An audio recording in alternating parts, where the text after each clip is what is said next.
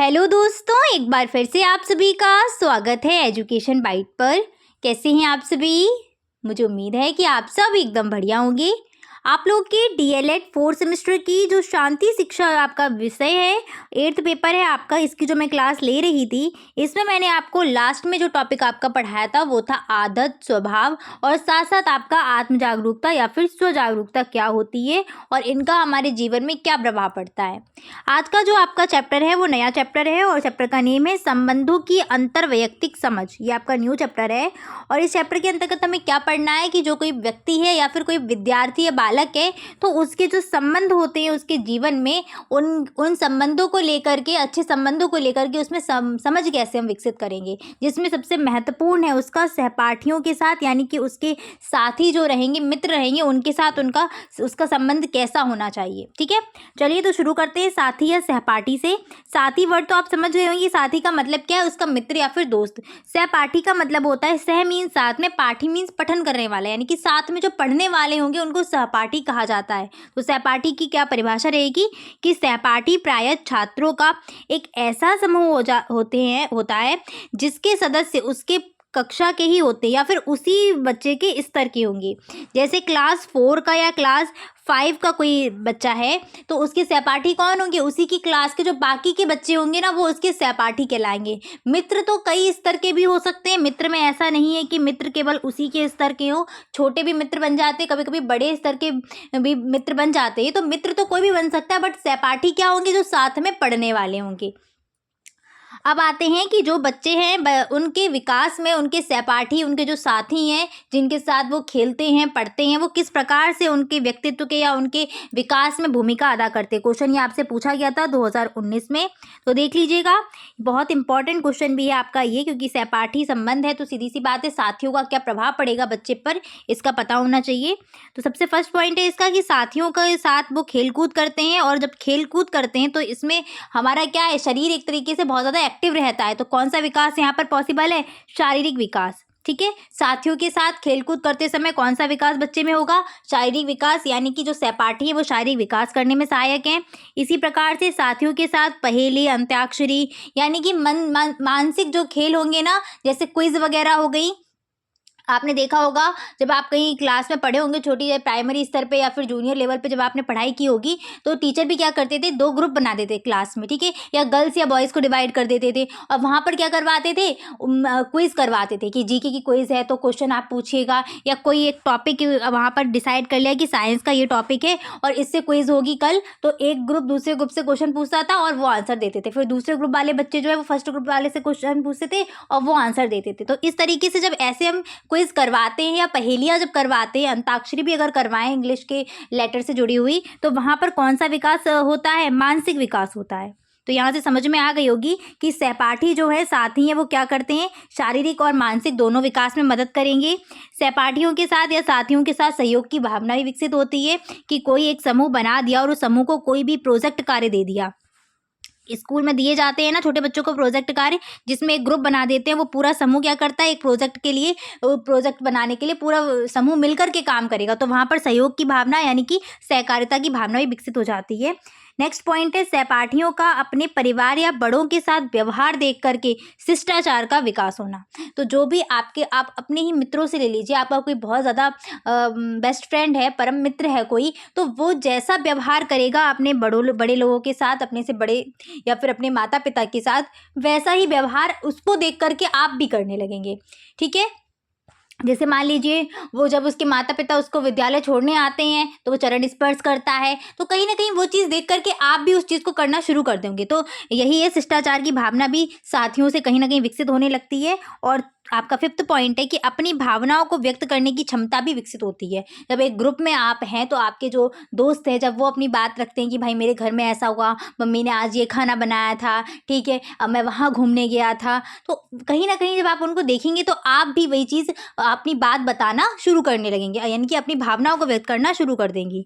आपने एक शायद पॉइंट सुना भी होगा, संगत का बहुत असर पड़ता है। सुना है ना, अच्छी संगत है तो बच्चा अच्छा निकलता है, और अगर बुरी संगत में पड़ गया तो कहीं ना कहीं वो जो बुरे व्यवहार हैं, गलत काम है, उनको करना शुरू कर देगा। वही जो संगत है वो संगत आई कहाँ से, ये संगत बनती किससे है, आसपास जो उसके मित्र होंगे, सहयोगी होंगे, सहपाठी होंगे, उनसे जो ग्रुप बनेगा उसका, वही उसकी संगत बन जाएगी। ठीक है। इसके बाद अगला टॉपिक है आपका सामाजिक बोध।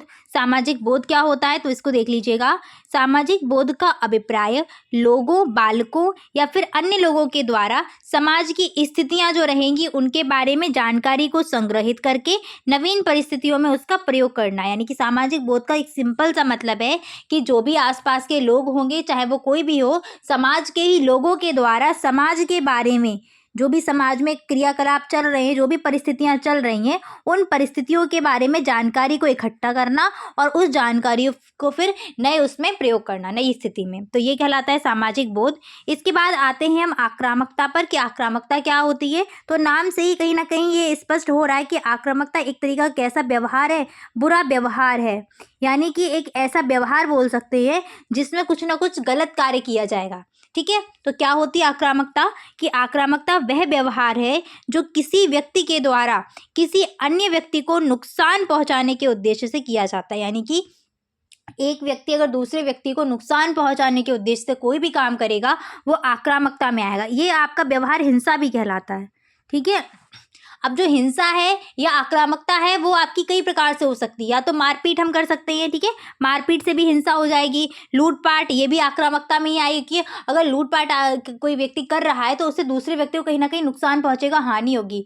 ठीक है। इसी प्रकार से बातों के द्वारा पीड़ा देना, यानी कि आपने अगर या किसी भी व्यक्ति ने किसी अन्य व्यक्ति को कोई अपशब्द कह दिया तो वो अपशब्द भी कहीं ना कहीं प्रभावित करते हैं।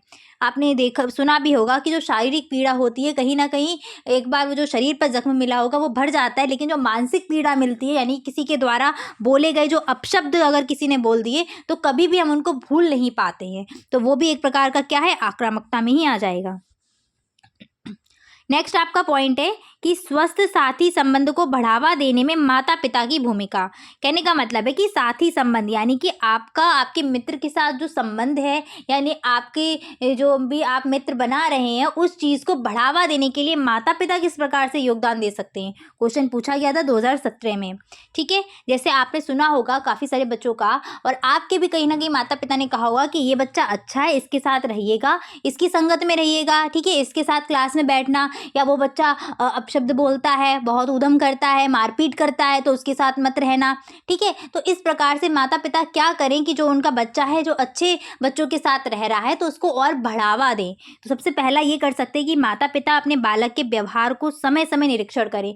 ये देखते रहें कि बच्चा कैसे कार्य कर रहा है, घर पे जो बर्ताव कर रहा है अपने माता पिता के साथ या फिर अपने से बड़े लोगों के साथ, तो व्यवहार वो कर कैसा रहा है, गलत कर रहा है या फिर सही कर रहा है। अगर वो सही कर रहा है तो आप समझ जाइए कि क्या है, वो अच्छे बच्चों की संगत में है।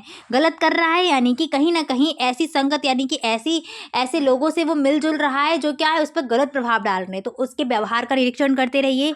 नेक्स्ट है माता पिता बालकों के जो साथी हैं, साथी समूहों से कहीं ना कहीं मिलते रहें रेगुलर। जो भी उनके फ्रेंड हैं उनसे, चाहे वो उसके साथी समूह जो भी होंगे मित्र, वो समाज से भी जुड़े हो सकते हैं, यानी कि आसपास रहने वाले बच्चे भी हो सकते हैं और स्कूल से जुड़े हुए बच्चे भी हो सकते हैं। तो स्कूल टाइम टाइम पर जाते रहें और स्कूल में जो शिक्षक हैं उनसे भी बात करते रहें, और जो स्कूल में जो उसके साथ पढ़ने वाले बच्चे हैं उनसे भी मिलते जुलते रहें कि भाई क्लास में क्या एक्टिविटी करता है। कभी कभी ऐसा होता है ना कि शिक्षक नहीं है, अनुपस्थित है, तो बच्चा क्या व्यवहार कर रहा है, लंच टाइम में क्या कर रहा है। तो इस तरीके से नोटिस करते रहें, अपने बच्चे के व्यवहार का निरीक्षण करते रहें।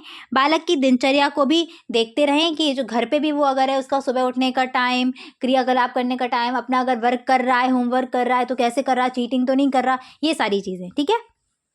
इसके बाद अगला है कि अभिभावकों की व्यापक सोच, यानी कि जो माता पिता है उनको भी एक विस्तृत यानी कि बड़ी सोच रखनी चाहिए, छोटी सोच नहीं रखनी चाहिए। जैसे कि मान लीजिए बहुत से लोग मैंने देखे हैं ऐसे कि जैसे ऐसे बोल सकते हैं कि अरे वो अच्छे घर से नहीं बिलोंग करता, यानी कि उसकी आर्थिक स्थिति को लेकर के आप जज करने लगो कि वो उसका परिवार अच्छा नहीं, उसके मम्मी पापा मतलब घरों में जाकर के काम करते हैं तो उस बच्चे के साथ मत रहना। तो ऐसी संकीर्ण छोटी सोच को ना रखें। ठीक है। माता पिता बड़ी सोच रखे, बच्चा चाहे कहीं भी किसी भी फैमिली से बिलोंग कर रहा हो, बट अगर वो अच्छा है तो उसके साथ जो भी संबंध रहे आपके बच्चे का उसको बढ़ावा देते रहें, और जाति धर्म ऐसी संकीर्ण सोच को ना रखें।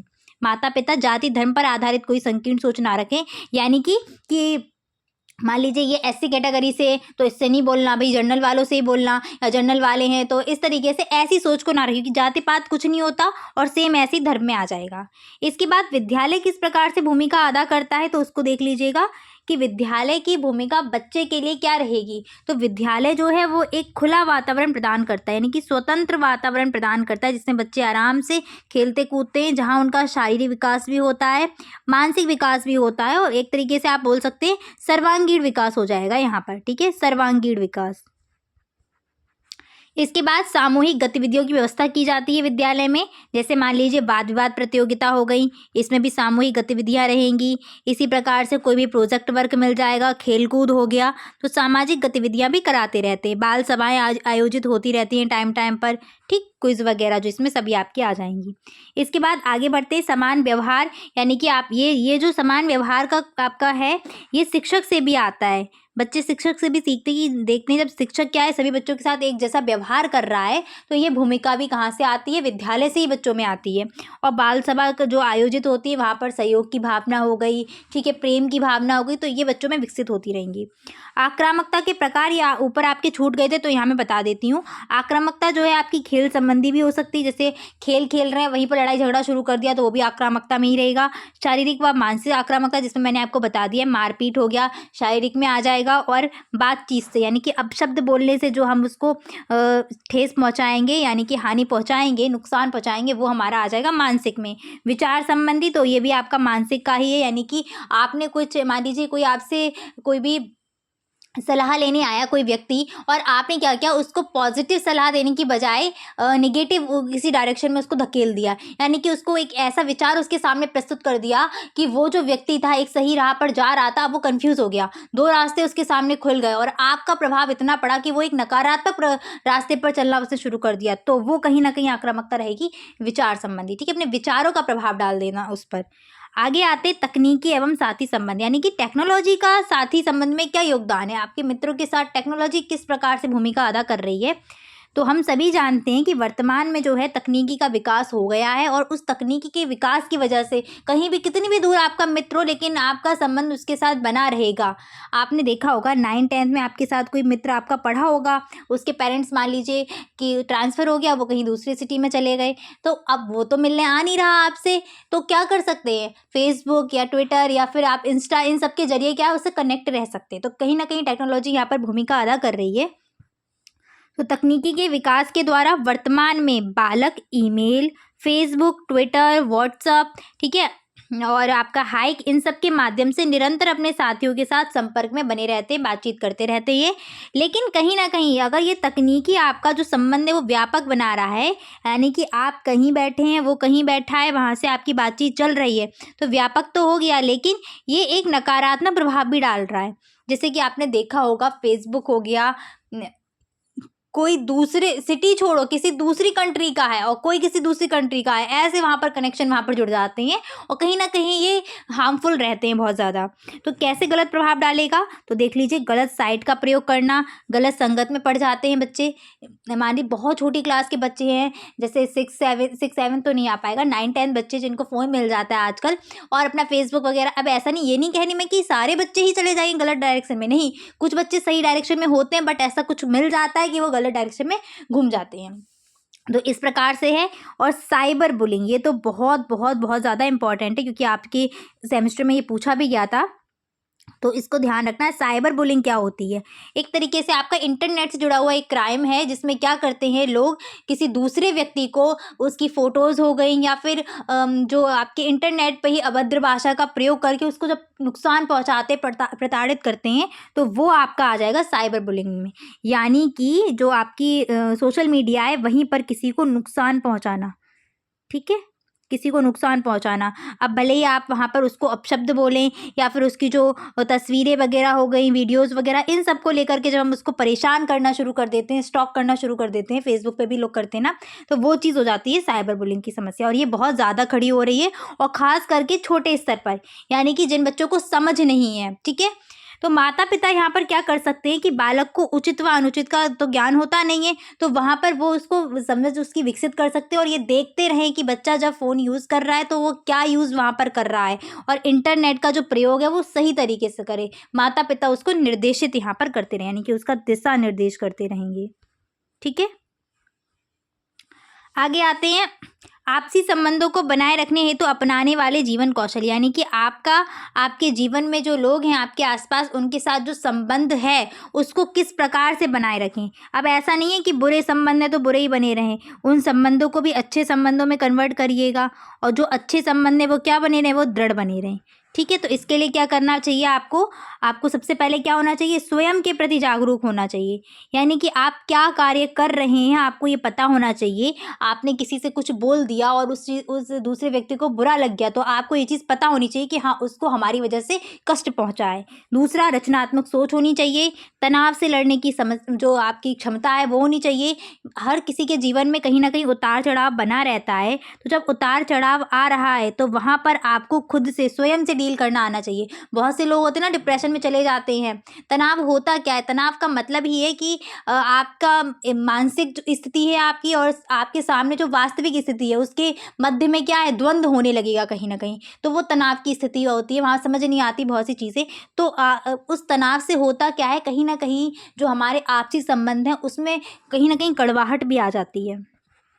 ठीक है ना, मान लीजिए आप बहुत ज़्यादा तनाव में है, किसी ने आपसे कुछ पूछा और आप चिल्ला पड़े उस पर, और फिर बाद में आपने वो चीज़ क्लियर नहीं की, तो फिर वो क्या है कि वहाँ पर आपका जो भी चीज़ें रहेंगी वो गड़बड़ हो जाएंगी। इसके बाद सही निर्णय लेना, जैसे कि कोई आपके सामने कठिन परिस्थिति आ गई, तो वहाँ पर जब निर्णय लेने की है, या फिर आपका कोई मित्र है उसके साथ ही कोई कठिन परिस्थिति आ गई, तो आप सही निर्णय लेने का वहाँ पर उसको भी बता सकते हैं कि भाई मैं अगर इस कंडीशन में होता तो मैं ये करता, तो इसी प्रकार से तुम अगर यहाँ पर हो तो तुम भी इस तरीके से ये चीज़ करो। ठीक है, अपनी भावनाओं पर नियंत्रण होना, ठीक है, ये इंपॉर्टेंट है। क्यों है, क्योंकि देख लीजिए सभी के घर में, जैसे मान लीजिए आप घर में अकेले हैं और आपके जो बहुत ही ज़्यादा क्लोज हैं कोई, वो किसी की तबीयत खराब हो गई, वहाँ पर क्या है, आपको अपनी भावनाओं पर नियंत्रण ही नहीं है, घबरा रहे हैं, उसको हॉस्पिटल ले जाने के बजाय आप वहाँ पर डर रहे हैं कि अरे अब क्या होगा, रोना शुरू कर दिया, तो ऐसी कंडीशन में कहीं ना कहीं नुकसान ज़्यादा हो सकता है। तो जितना हो सके अपनी भावनाओं पर नियंत्रण रखें। जैसा मैंने आपको प्राथमिक उपचार में भी समझाया था,